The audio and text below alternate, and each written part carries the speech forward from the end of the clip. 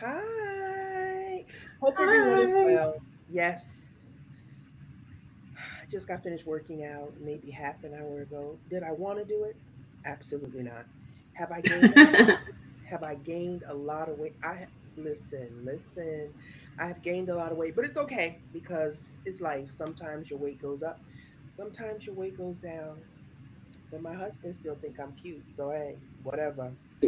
Hey. Uh, anyway, in the building we have Karen V. hmm We're going to finish up our three-part series this evening because tonight is part three to the series. Karen, we thank you so much for taking time out of your busy schedule to join us here at the You're podcast welcome.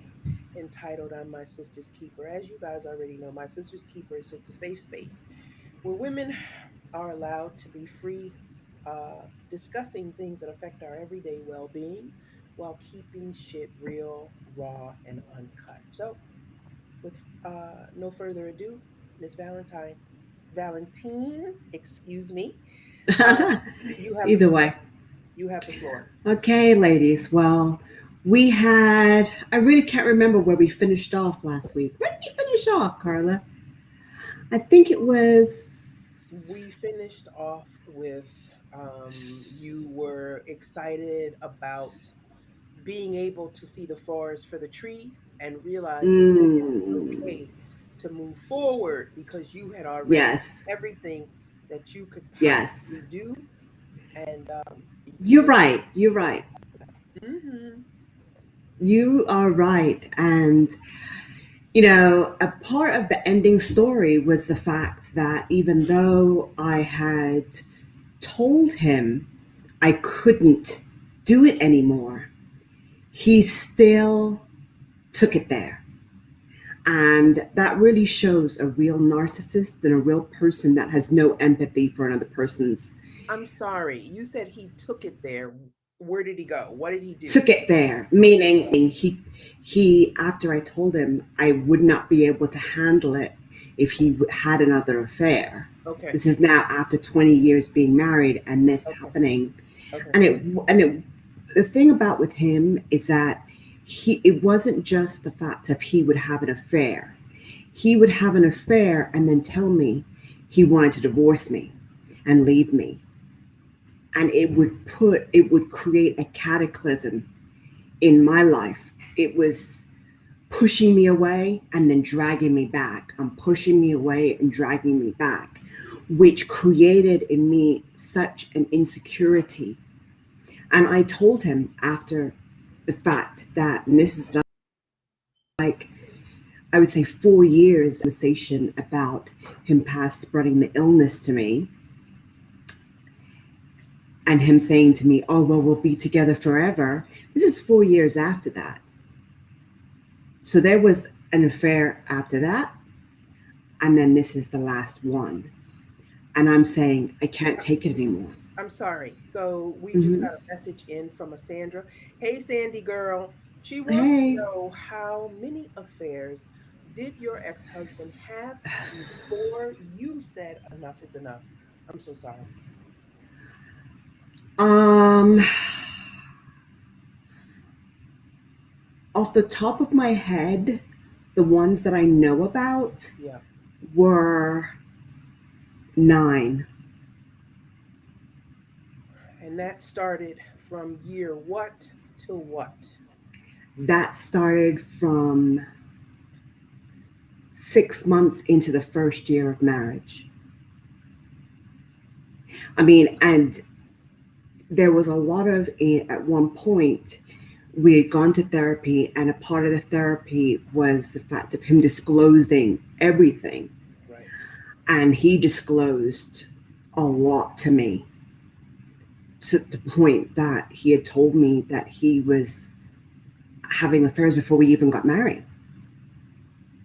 And that made me question everything. It really made it, I mean, how could it you not, you know? Um, so the last time I had said to him, I could feel that tension. I could feel that tension. Uh, Hello, Carla. Can you hear me? I can Can you hear hear you me? now. Okay, Yes, good. I'm so sorry. yes, I've got earphones in and they are giving me technical difficulty already. Um, it happens. yeah, I know, and I'm really nervous about them. Yeah, so he um, I could feel and I could sense, and I use this expression. I could smell the bullshit from a mile away. I could smell. There were certain things that were repetitive that I soon learned, and I could feel the anxiety of it coming along. It could have been in actions. It could be responding to me sharply, responding to the children in a way that wasn't fitting. Everybody's a problem. I'm a problem. The kids are a problem. Everything's a problem. Um, Tons of different reasons. And I told him I couldn't do it anymore. That was it. It was going to be it. And what happened is that it was around my son's birthday, his 17th birthday. And I'd noticed that his father had started to kind of draw into himself, family, be harsher with us. You know, when he would come home, it's like everybody would scatter. The kids would go up to their rooms. I would go have a bath.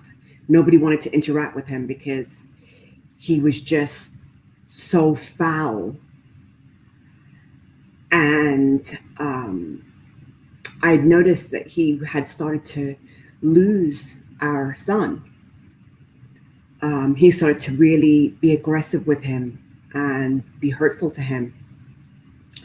And so I said to him, why don't you take our son to the movies, maybe take him to dinner, and, spend some quality time. You haven't spent any quality time with your son. Well, during that quality time, he took a selfie, and that's when our son saw the preview picture of his father with the other woman. I'm assuming that they were at the beach, because our son saw the picture and it looked like they were naked, but I'm assuming they weren't. They maybe had, um, and he was just, the dinner ended immediately. He wanted to be brought home. When he came in, Mom, don't you ever make me go anywhere with that man ever again. And that's when I knew he's blown it, because now our son knows. So that night, we had a very, very loud confrontation, which then our son became involved because he became very aggressive with me,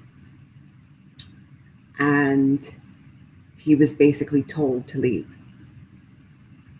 Um, and then after that, I think that he intended to just have an affair with that girl, and it would just be a short-lived thing, 3 months, 2 months, whatever he felt. And then I would just take him back like normal. But this time, um, I didn't. And I refused for months to talk to him.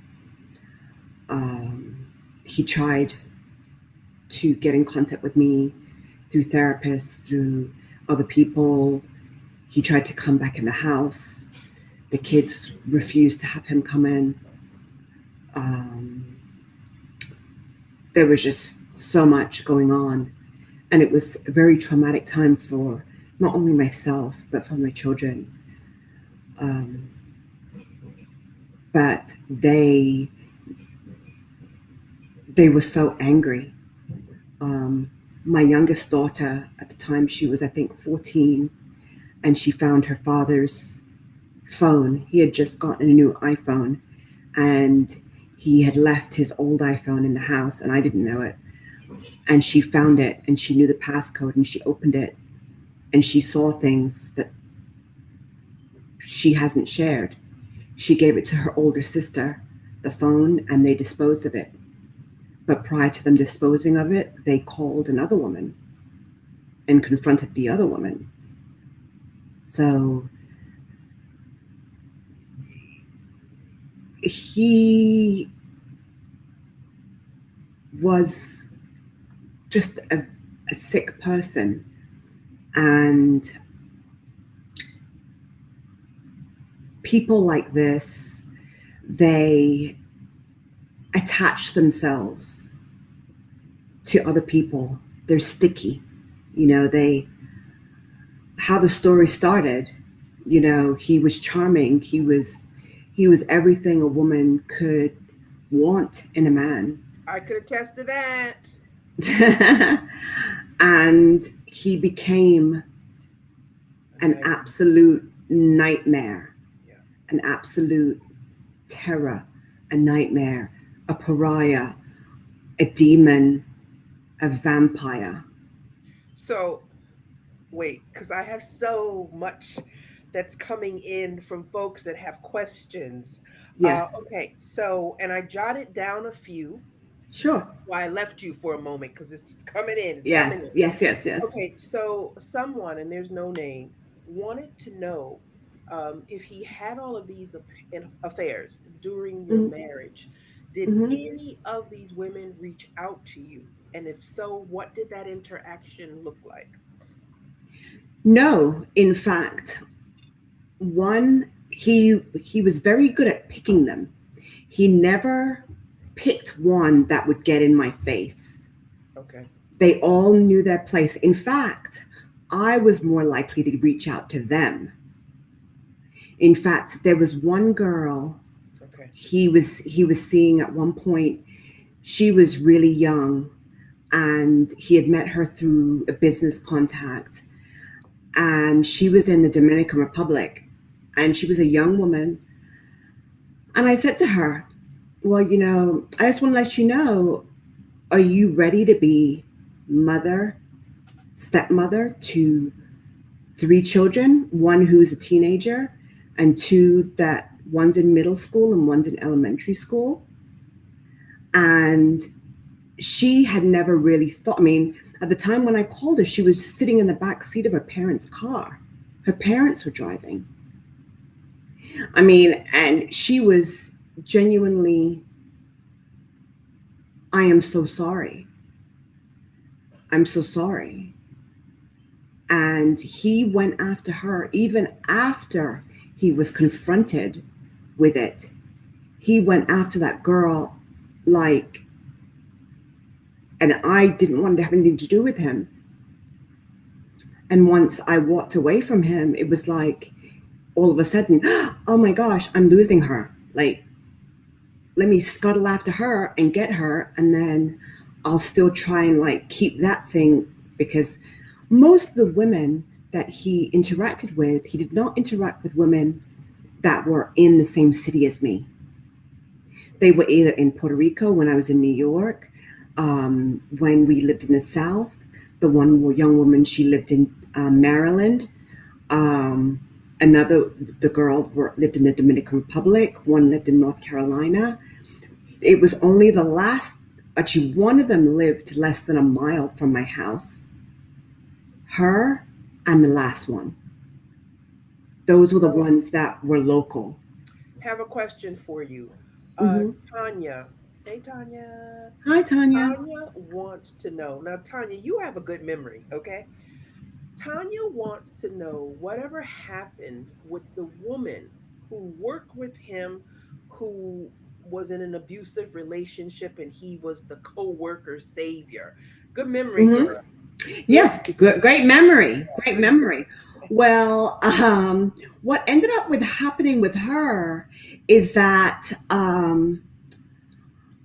she actually ended up, in a strange way, being an ally.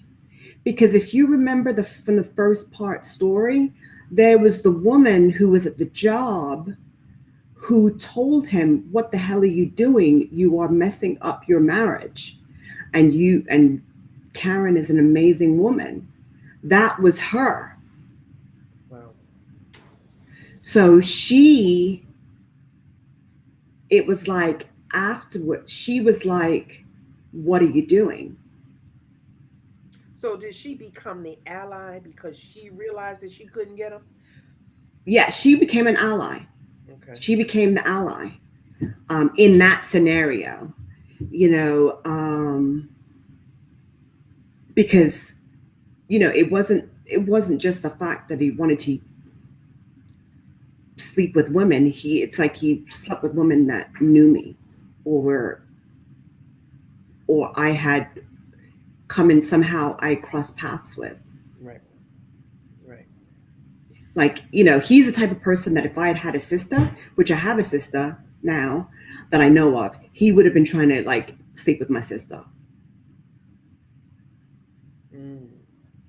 or try and sleep with my cousin if my family were like that, you know. Another question? Yes, there's several questions. Okay. So, Danny, hi Mm-hmm. Danny, you're the Hi, first guy Danny. that's on here with us live.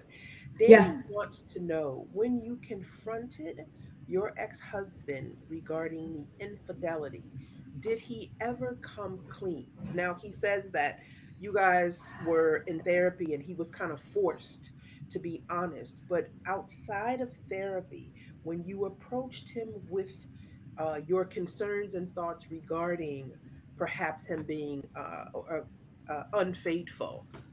What did Mm-hmm. those conversations look like? The very first time he came clean, very first time, and that was out the box. Like he just told me straight up. I never even saw it coming. It was like he could have hit me with a 2x4 and it would have had the same effect. Hmm. Um, After that, no, he didn't. Now, the last time with the last person, he was belligerent. Um, I suppose the fact that he had gone out to dinner and he had had some drinks gave him some liquid courage to be like, you know what? Yeah, so what? But other than that, he would try his best to deny. Even there was one instance where I had found an email and the pictures that a woman had sent of her in her underwear, bra and underwear, and Okay. I was at the counselor's. We were at counseling, and he had left the room to go to the bathroom, and I showed the counselor, and the counselor was like, "Well, keep it to yourself. I'm going to ask him questions, and I'm going to ask him, to come clean." He didn't come clean at all until I whipped out that paper and I was like, "Oh, well, it's kind of funny. Why don't you read this? And why don't you look at this?" And then he was like, "Yeah, so, and you know, Wow. Wow. yeah, it was a malignant narcissist. I think that's what they call that type of person today, nowadays." Carol wants to know, is your self-esteem Hmm. intact now? That's her question. Hi, Carol. Um, Hi. I would say that my self esteem was terrible all the way through the marriage. And it only, with every affair, it got worse, but I couldn't see it. It was, I don't know if you've heard of the expression, somebody boiling a frog. You have to do it at room temperature. You put the frog in the water in cold water, room temperature water, and it will stay in there. And all you do is just increase the heat and Slowly. one increment at a time. Mhm. That was how it was. It was barely noticeable because the good times were really good, but the bad times were hell. And and so it wasn't until later on, and I would say maybe even into a decade, when I realized, and I think it was really when I had my first panic attack, when I actually had a physical panic attack, that I knew that something wasn't right and that I was having some problems. But it took me literally having panic attacks. Now, after, um, in my home, I keep things very calm, very peaceful. It's been 5 years since we're separated, Mm-hmm. but as I said, he would go try and do the I want you back, and then push you away. I want you back. And then the girl that he was seeing would cry, or she would, seduce him, whatever she was doing. I don't know what she was doing. I really didn't care. He would go back to her, then he would try to come back to me, then he would try to go back, then we'd go back to her. And I just was That's so like, much work. My God. yeah, yeah, it was just like stupid. Like it was pathetic. I think at one point he begged me. It was around a Memorial Day, I think like 2 years after we had separated. He begged me to reunite with him, and he was like, I want you to go on this trip with me to Milwaukee. And he was pressuring me, and I'm like, no, it's okay. I'll be here when you come back. Like, I will still be here. Like, if it was meant for us to be together, I will still be here. You could go on that trip by yourself. You're a big boy. And he ended up taking her on the trip. And then he ended up having to fly to New York because his father was seriously ill. And his father ended up dying. And how I knew that something was up was because he said, "Oh, I was alone in the room with him when he died." But he had somebody had taken a picture of him dying and him holding his face. Oh my God. And so I said to him, "If you were alone, who's taking the picture?" And then what could he say? I said, "It was her, right?" "You're right. It was her." So, like, the man 2 weeks, a week before, was begging me to go. So, this is a person that it has some serious illness and has, it's it's sad, you know. Um, and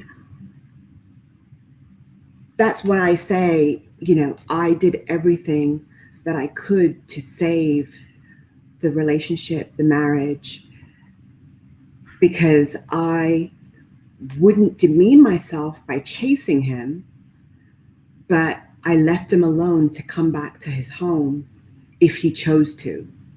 And in the end, I would not degrade myself because I had found my self worth, and I wouldn't degrade myself. And so, therefore, I, it just, that was it. I just got a question in, and the question is from Tamika. Tamika Mhm. wants to know, what is your relationship now with your ex husband, because you have children? So, Uh, there is no relationship. My children are, my youngest child will turn 20 on Sunday. mhm. So there is no reason for him to have a relationship with me. There is no reason for us to cross paths. There is no reason for us to communicate. There is no reason whatsoever. And I, it was really important to me that after a while, he still tried to keep me in his in his mind Hmm. on a string close to him. I don't know. Maybe it's I'm a security blanket. I really felt that he kept me around or wanted to try and keep me around to be someone that he could aim or target his anger at or his frustrations at because he couldn't target them at his new wife because he ended up marrying that young woman. And so he didn't want to target to let his frustrations out on her, so he would choose to be around me. But I told him the last time I communicated with him, I told him via email, stop coming here, stop ringing the door like you're the FBI, you're going to bust the door down. No, I don't want to see you. I don't want to talk to you. And we have not spoken since. When was the last time that you guys had a conversation together? He Like, sent me an email. He so you sent me only an, communicate via email. There's no phone calls. oh no, no, no, no, no. That's by me. I suppose I blocked him on cell phone. So he cannot call me and he cannot text me. Um, I just, as far as I'm concerned, you know, yeah, it's like the Titanic, say, put the, you got to save yourself first and then you got to save your children. And that's the way I felt about it. Um, the last time that he emailed me to let me know that his stepfather was having surgery and he was going to be um, in the Northeast, and I never responded because that's not my family anymore. They're not my family. He's not my family. So, after his real birth father died, and he brought this woman who was a stranger along to be at his bedside. Why do you think I would care now? You Hmm. know, it, you know, you,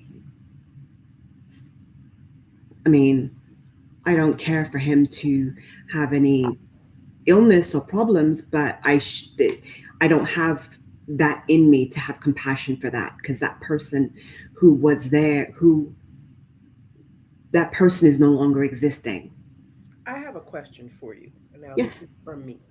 yes, From the events that took place during your marriage, mm-hmm.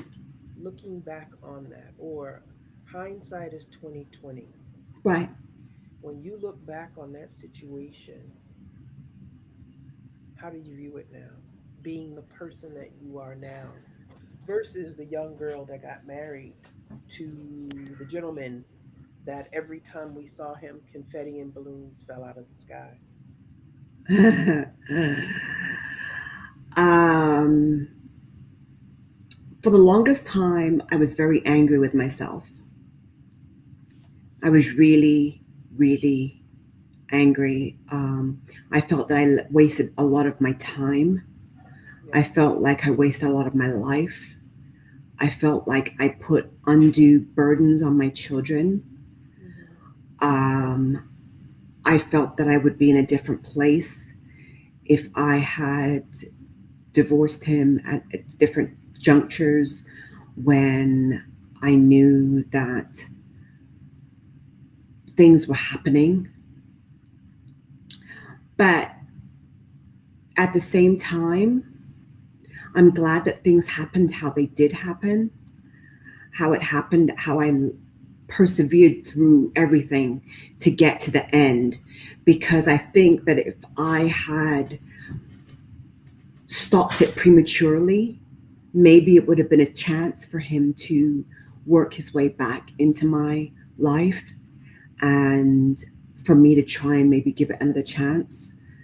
Um, I think it would have left the door open for me to logically think it through and maybe we could try again. Um, I was never hot on the fact of my children going in between houses and people that I did not know be around my children. So I was very, very protective of that. So when we split, when my daughter was 14 and my son was 17, they had the choice to see their father and they chose not to. And my daughter, who is going turning 20, she has not talked to her father in four, um, going on 5.5 years. She has not talked to Oh, him. She has not seen him in 6 years. Um, she refuses. You know, my oldest child oh, hasn't seen him or talked to him. So, you know, and I'm in a way, I'm.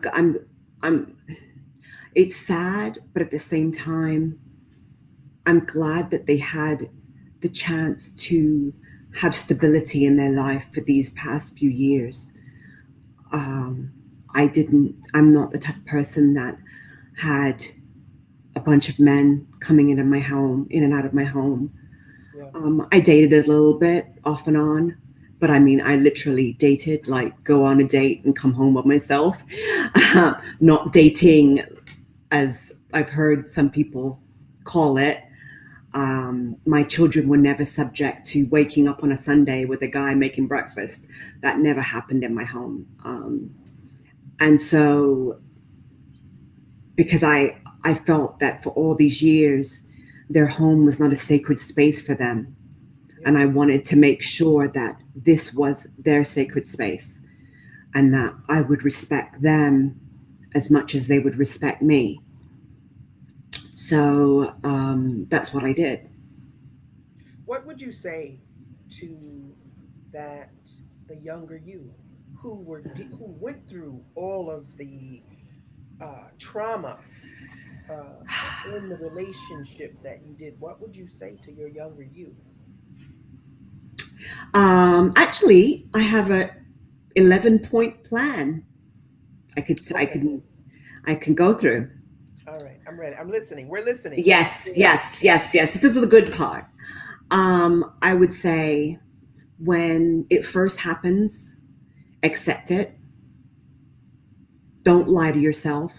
Don't tell yourself, no, it really didn't, or make excuses for the person, or try to logically spirit it away. No, this happened. This is the truth. The worst thing you can do in lying is lying to yourself. So I would have told myself, acknowledge it.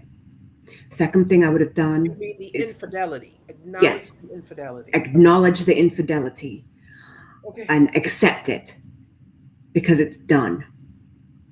The next thing I would do is I would get tested because the younger me just thought, oh, he wouldn't do that to me. Like, Yeah. yeah.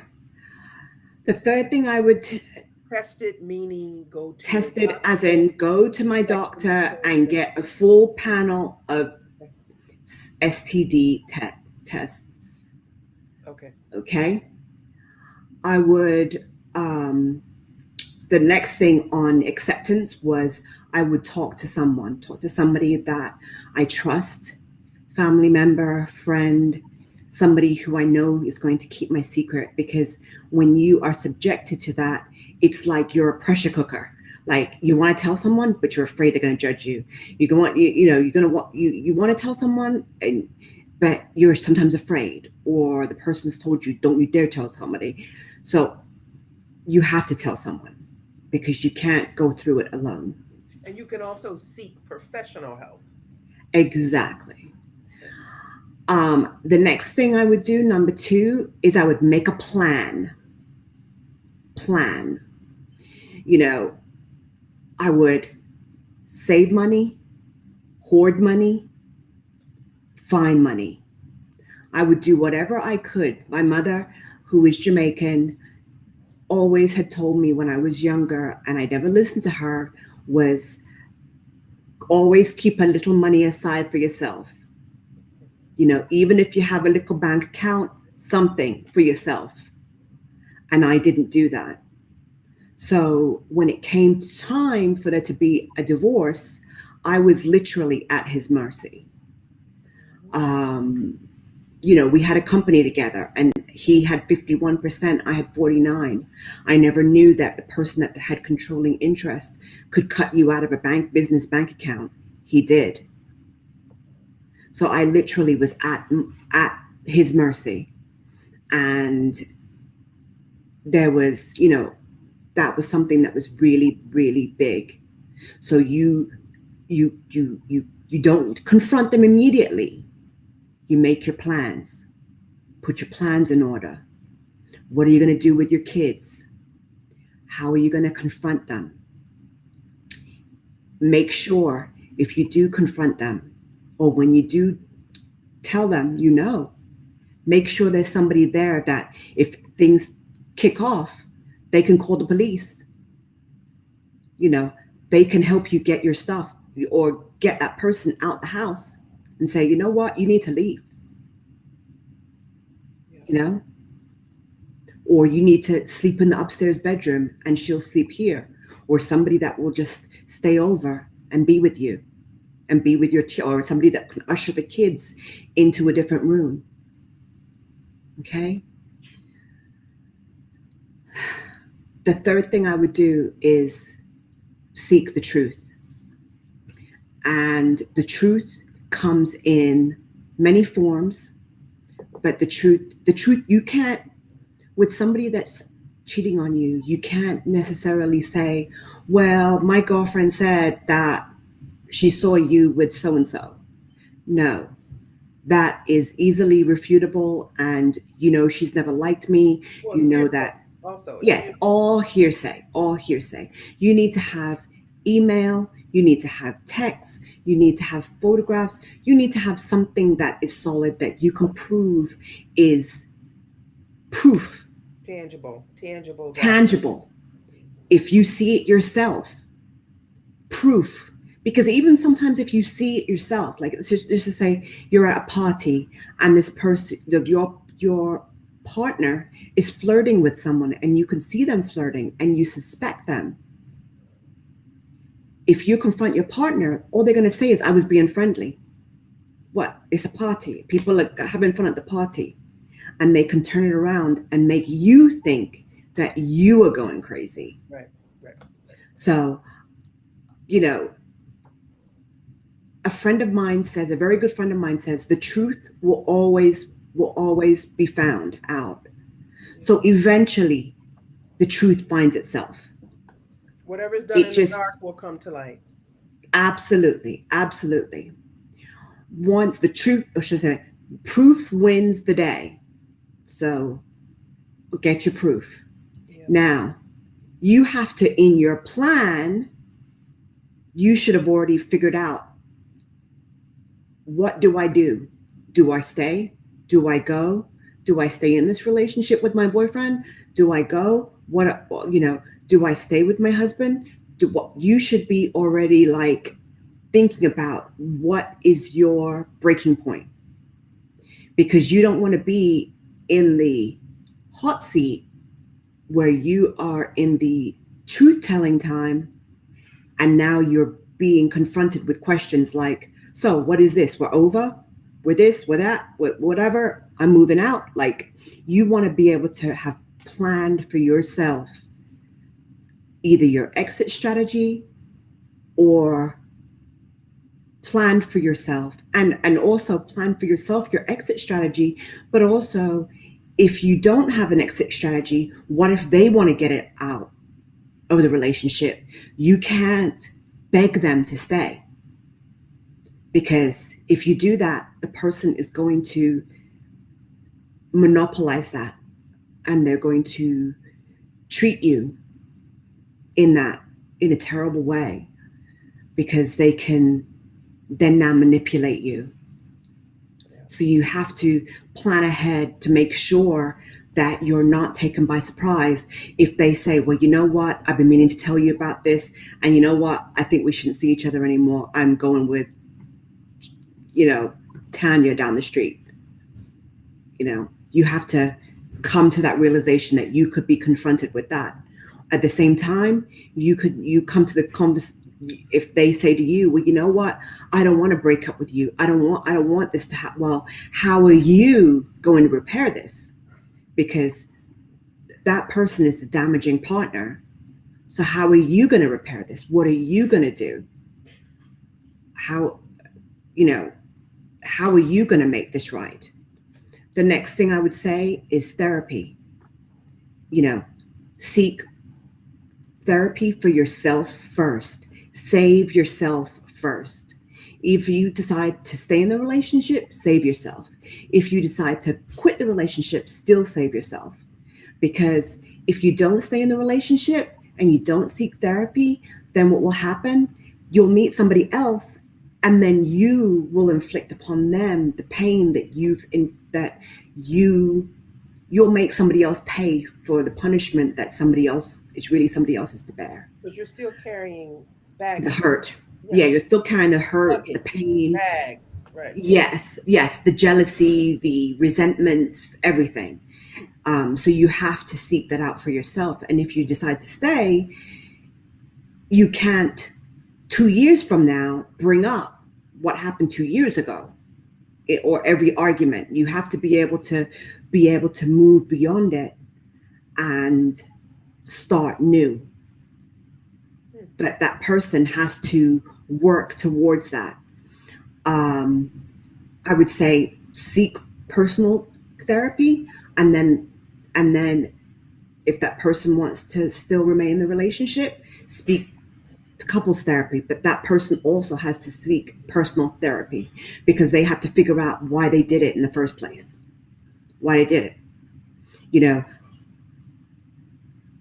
the person that I was with, I don't think ever figured it out. And on top of it, they went from a relationship where they didn't figure it out, and they started a new relationship. They overlapped relationships. So they basically took from the relationship with me and they took it into someone else. So therefore, that relationship will have a very similar dynamic. It's just you've changed houses, but you haven't changed your drawers, you haven't changed your underwear in 6 years. You're still wearing the same dirty underpants. Hmm. Um, what I would say also is the next thing is to pause the relationship, pause it. Because when you're with somebody who has done this to you, you need your space. You need your space to feel whatever you feel, whatever way you feel it, and whatever way you want to process that. And I would say at minimum 3 months is a good time to pause. Not meaning if you're a marriage, 3 months of separation, Yeah. but 3 months of this situation. I am not fine with this situation still. I am not, you don't, situations like that, you just don't get over overnight. Some people think, oh, well, you know what? I told you, you know what? It's been a month already. No, you know what? I was going to put a swear word in there, but I didn't. I held myself Okay. back this You time. Thank caught God. yourself. Yeah. I caught myself. Yes. Um, but no, they don't set the time. You set the time. You didn't set the conditions. They set the conditions Right. because they created the damage. Right. So they have to, if they want to reconcile it, then they have to walk all the way through your process for you to bring them back into your relationship. So if you decide that I've broken up with this person, then you know what? Take some time off. Fly solo. Get in contact with yourself. That's what I did. I got in contact with myself. I it was really, really hard. It was really, I mean, I'm going on 6 years now not being married to someone, um, having off and on small little micro relationships, um, but really no one that I could say, you know what, I could settle down with that person and I could be with that person and I want to see myself with that person for the rest of my life. And I think that you need that time of reset, to reset yourself, to reboot like you reboot a computer. After you clean it, you wipe it off and you restart it up again. Find joy in yourself, because what that person has done, when they've done that to you, they've basically kind of stolen your joy. And I now, because I've been away from that person for so long, I can smile and I can laugh and I can talk about it. But Right. there was times when I would be getting the shakes, or I'd be crying, or I would be just traumatized. And you need to be able to um, process. And I would say with number 8 is, if you're single, really date. Don't just throw yourself at the first person that seems to check all your boxes. Right. Yeah, don't. Really get to know people. Really, you know, now for me, I need to like really get to know a person before I allow them into my circle and into my world. Not only just because I have children, but now because of the fact of I've had this type of relationship, and I know that these people are out there that will take advantage of you. And plus, when you have another thing is that when you have had a situation where you've had a person commit adultery on you or cheat on you, it's almost like, I would say, kind of like zombies. If you've ever seen like a zombie film, and the zombies can always sniff out the ones that aren't zombies, Mm. and they know where the fresh blood is. That's how people that are cheaters, somehow they know a person who is vulnerable, who has been cheated on. You'll find that women and men, they have been cheated on, and then they'll have a number of people that they date that cheat on them, because there is something that, either in the spirit world or something that people give off, where it's a vulnerability, and that type of person can find it. It's like pedophiles. They know where the children are.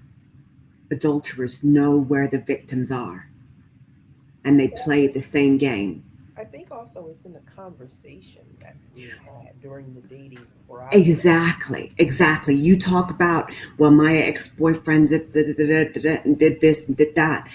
They're gonna know, like, and they're gonna put themselves out there like they're your knight in shining armor. But It's a, it's it's deep because mhm, I think a lot of it is when you think back to situations.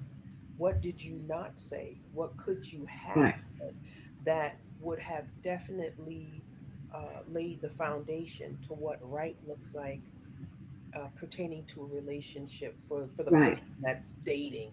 Because I right. think a lot of times we don't necessarily do that. I think we're so busy with the checklist, and the checklist consists of he has to be tall, he has to be brown, he has Yeah, it to has to be have good looking. It has to be yeah, hot. yeah, right, Yeah. and all of those things. But I don't know if there's enough conversation with yourself, if Hmm. there's any form of dialogue where one would say, okay, so I have this list together, even though that list is important, it's really kind of secondary. Because Right, if a man is yellow, but he treats you nice and does all the right things, then who cares what he looks like, honestly? right, Who right, really cares what the hell he looks like? right, But right. the same amount of time that a list is put together for, you know, what I want him to look like and what I hope he says, a list should also be put together of what you will tolerate and what you will not Hmm. tolerate. What are deal breakers? Exactly. And I don't really think that that happens often. I don't Yes. really think that that happens often because if it did, I think, and you're gonna always have some that's gonna slip through the cracks. We know that, but I Mm, think that if you did, right. a person would know what whether or not they wanted to proceed or not. You know what I mean? Like Right. you would Right. just Right. know before it's date 15 that this guy is Right. not for me. Because what I Right. found is people are forthcoming when you just meet them. They'll tell you Mm-hmm. things. If you ask questions, they'll tell you because there's no level of connection there Right. between you. Right. So if you ask me a question, I'm gonna be honest because I don't know you, you don't know me, and there's a possibility Right. that we won't Right. ever speak after this evening. You'll get a Right. lot. You'll learn a lot if you just sit, you ask the right questions, and you're quiet. Right. Right. Right. Exactly. And I mean, I think a lot of times in our modern culture, taking it slow. If you all caught the first episode, we went from I met him on a train to he bowled me over, or as psychologists use it to describe narcissists, he love bombed me. He love bombed me. He love bombed my mother. He love bombed Carla. He Oh, love bombed everybody, he most and certainly did. he really made everybody feel like he was such a great guy. Oh my gosh, Yeah, that guy is so great, and and he made me feel I felt special because he was my guy. And realistically, it was all an act. But because I was so young and naive, and I had not made a checklist for myself, I never checklisted honor as being something I was right, looking for. right, Honor was right. something that I was looking for. I was looking Loyalty, someone who was loyal, who right, was safe, who was secure, who I could confide in, who could be my friend, who was affectionate, who was kind, like who was I did not create that. I had that physical list, which I yeah, really didn't even have a physical list. I never really had a physical. I never really made a list because at the time, I was kind of like, if a guy asked me to go on a date, okay, and he looked good, fine. Like, there was no list. He right, could have been Asian, he could have been black, he could have been white, he could have been an right, Eskimo. I mean, he could have been anybody. As long as he looked good, hey, right. you know what? I'll go out with you. And at the time, it sounds crazy. And, but those are the things that really make or break. I would say eyes and ears. Use your eyes, use your ears, and use your gut because your gut will tell you if this person is safe. I agree. And also, what I found over the years is that love is just a four letter word. Okay, I Mm-hmm. love ice cream, and I Mm-hmm. can eat it every day. Okay, Right, it's not good for me. right, Love is a four-letter word. I'd rather for you to be loyal to me than mm-hmm. and obviously I want to be loved, but loyalty is what we're seeking because you could be mad at me, but if you're loyal to me, then you won't disrespect me. It's just certain Right, things you won't do because you got my back. Love, what does that mean? I think we right, use it too freely in today's world. Like, what does love mean? You don't right. know me well enough Exactly, to love me. And if you love me, you wouldn't exactly. dog me out the way that you have. You can't say Right, you love me and yet and still in the same breath have nine affairs during our marriage. Like, what is that? right, right, right. You can't. You can. You cannot. You cannot. You cannot. Those things do not equate with each other. And I really, after a certain period, yeah, I did love him, but I was more loyal, and I was Right. loyal. I was linked in because of my children. I was You were I was loyal I to was being locked in. married. You were loyal to your Right, marriage, not so much Right. as your husband. You were loyal to Right. the process of being married and being a mother, but your And husband, being a mother and your being in husband that tried, like, process. you were married Sunday through Friday, Saturday. He was married Sunday through Tuesday, and he was single the rest of the week. Okay, Yes. Yeah. he was married Sunday through Tuesday and single the rest of the week. And then Sunday was Right. church again, and he's married Sunday through Yeah, we go to Tuesday. church, we go to Sunday church and, dress up and driving out the parking lot. He's yelling at the kids Yeah. and yelling at me and irritated because he's In got other his things on his world, mind. in his world, it was all about what the appearance of the perception of what he wanted people to see, but you were living something completely different. You were Yes, living something absolutely. I completely, was living in hell. yeah, you were living something completely Yeah. different. And I that's crazy. I would say my last thing to do when you meet someone is look at the family dynamics. Look at Mm. the way the person treats their mother. Look at the way the person treats their I father. always, Are the parents still married? Are they not married? Can they not stand each other? Is how are the siblings? How are the siblings? How are the family? Like, how are their friends? How do they get how what are is their the friends? family dynamic? Their friends like, hey, their friends are like, hey, that girl, man, she really likes you. Hey, look at that, you know, look at that. Hey, you know what? That girl, like the friends are trying to encourage him to cheat or to go out drinking or to do things that maybe could be a danger to your relationship. You need to look at that. Look, as I said, look at the parents. Look at the I mean, unfortunately, you can't judge by the parents, but you can judge by a parent. You could see a parent. Now, the child or the person that comes from that parent, they are free to make their own person, be their own Right. person, but you have to take it into consideration. You're Still right. take it into consideration for yourself, and then they will prove themselves otherwise, you know, and you will learn who that person is. But I think, how do they treat their mother? Do they treat their mother with respect? Do they treat their father with respect? Because that will be a key indicator if they will treat you with respect and will honor you and will respect you. Is it a loving family? Do they play around? Do they have barbecues? Or every time that they're together, they're worried that somebody's going to pull a knife? Like, do you want to be a part of that? Like, I mean, I've told my children from when they're young, you know what? You make sure that you do not have a baby for just anybody. You do not have a child with just anybody, because you are connected to that person, good, bad, and ugly, for the rest of your freaking life.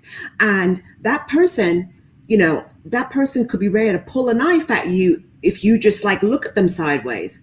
Yeah. And you don't want to have a child, growing up a child in that environment. You want to be able to, like, and a lot of people, male and female, they get themselves into these patterns of behavior where they're attracted to these people that are so full of drama. And you know and then what happens, they then, if they look back at their life was full of drama growing up, and so that's what you're attracted to. Yep. And you've got to break that chain where, no, I'm not going to go for someone who's drama filled. I'm going to go for somebody who you got to pull 5 words out of them and they're going to Let be me tell very, you. Let me tell you. I am very happy. I didn't mean to cut you off, but I am very happy that you made it to the other side because I was yes. there.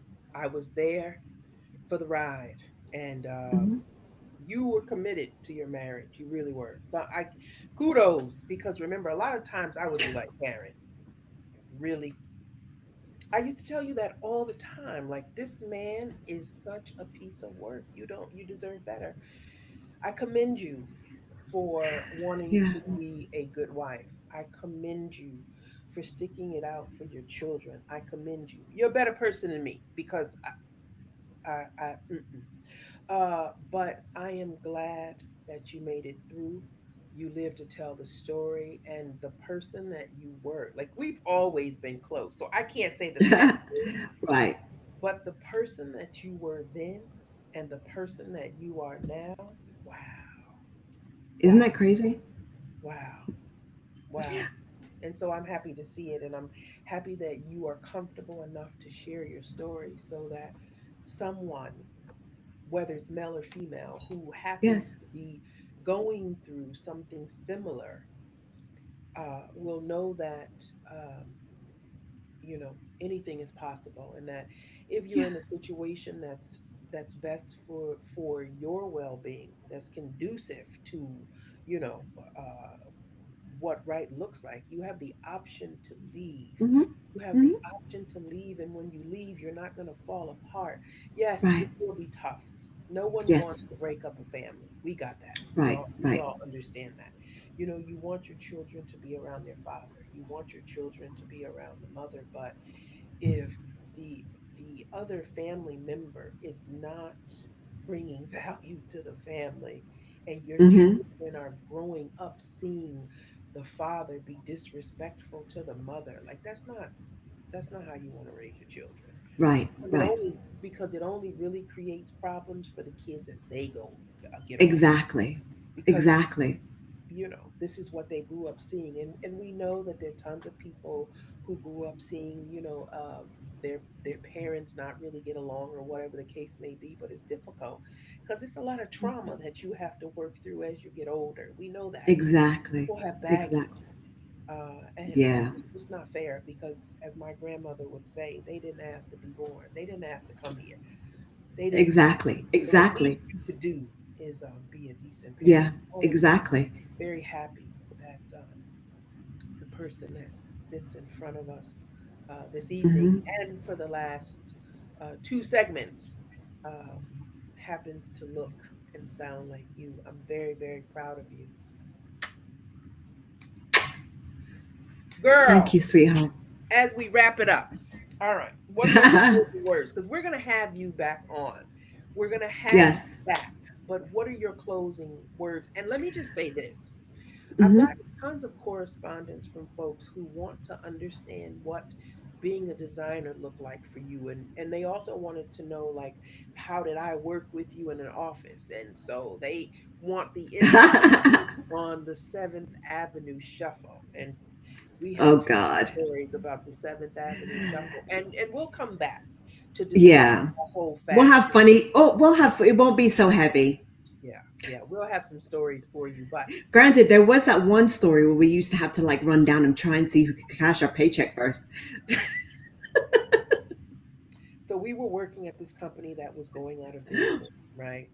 And we would all get our paychecks on Friday, but we would come to realize, and the bank literally was 3 minutes from the front door of the entrance to the building. And I think, what did they stop the direct deposits at the time or something like that? Because weren't we getting direct deposits? Yeah, they stopped the direct deposit and then you'd have to go down and cash your Right. check. And right. And and so we would get the tip off when the checks were on their way from New Jersey to the city. And so we'd be ready. Like somebody would be in the lobby, somebody would be like, waiting in the hallway, That's so and true. whoever got their check first, they knew that they would be able to cash their check. That's so sad. Um, Well, I had yeah. befriended one of the women in the bank, and she Yes. called me. I remember I was in New Jersey, and this is, God, I don't know if, like, we were working in the office 3 days and off 3 days. I can't remember We could exactly. have been. Yeah, it was crazy. But I remember that we were going over to the bank, and she saw how they continued to write checks but didn't have enough money to cash those checks. And I remember that lady saying to me, "Why would they do you guys like this? And why do Right. they continue to have you coming and working when they know they can't pay you, or they can only pay the first five people that come in and cash their checks?" And I remembered I was in New Jersey, and she said to me, "When I call you, come and get your money." And she would hold whatever my check was at the time, I don't remember, but she would put a hold on that amount of money until I arrived from New Jersey. Isn't God good? Shout out to that lady wherever she may be right now. Wherever she may be. Continue to do Bravo. things. There were many a time I got to see you because you hooked me up. Because once you knew her, then I had the hook up too. Because So I see too that we all work together, right? and really we were the only two sisters in the business. Right. So all the bank And people she would was an make sure that African we were American woman. right. She was an They'd make African sure American woman. She was an they would make African sure American at the woman. bank that we were taken care of. Yeah. Somehow they would hold the funds. So you would have these folks that would come to cash their checks, but she would hold the funds for us. Shout out to that lady. I don't know if Yep. that's legal or Like not legal. First I'm not Commercial sure. Bank or Yeah, whatever. I'm not quite sure, but we appreciate it because to have us coming in every day working, we have bills to pay, and our Yeah. other peers have bills to pay too. But it was just ridiculous because Right. why are you running a company and you only have $100 to pay seven people that are working in an office who make well over the $100? Like, what is that? But then shame on us Right. for even continuing to show up. To be honest with you, Darren, Well because the we writing needed a was on the job. wall. The writing was Yeah. supposed to show you how young we were. The We writing was on were. the wall. The We were writing was young. on the wall. We were babies. Yeah. And We it was were like she didn't have the courage to tell us that the company was bankrupt. So she would do whatever she could do so that we could cash our checks. The writing was on the wall. We should have left then, yeah. honestly, when you think about it. Oh gosh, that Yeah. was so Do you have long any ago. questions? Were there any questions for me? So the questions were, when are you going to come back? Because you spoke about living through the nightmare.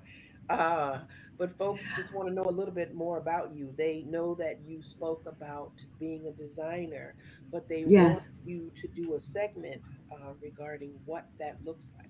Because not everyone Sure. has the opportunity to work on Seventh Avenue. Because it's Yes. really, it's a selected few. I'm going to tell you that it's a selected few that get selected to work on Seventh Avenue, and it's really an honor when you Right. learn the garment industry and you can Right. say that.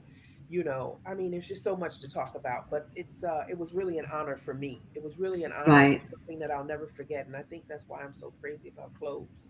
Okay, hats and bags and all of that stuff. But I mean, that's right. something that has always been in me long before I came to Right. New York. But coming to New York and being a part of it, oh my God, only And the craziness, the it, insanity. it just pushed my love for fashion to a whole nother level. But that's what folks want you and I to come and Okay. talk about for Okay. our next segment. So we love you.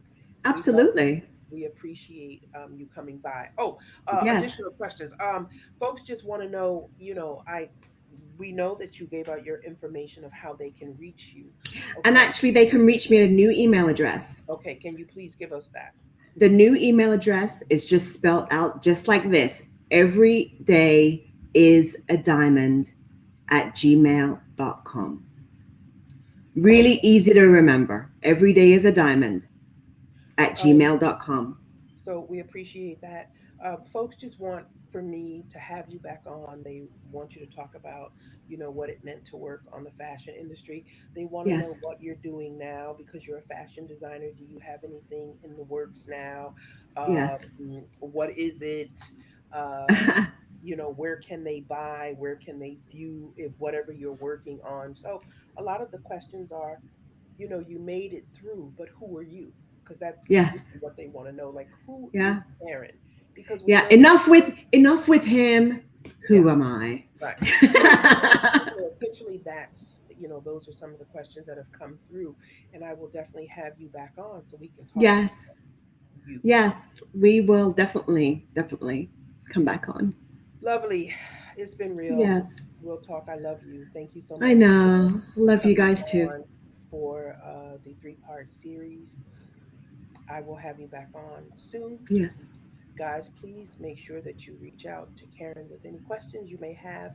And one of my next segments will definitely be, she'll be back and we'll be discussing, Yes. what our lives were like on Seventh Avenue at the time because things have changed so much. But if you're a Yes. fashionista, you'll always be a fashionista. It is what it is. It's in your blood. So Yes. love Exactly. you, Karen. Good night.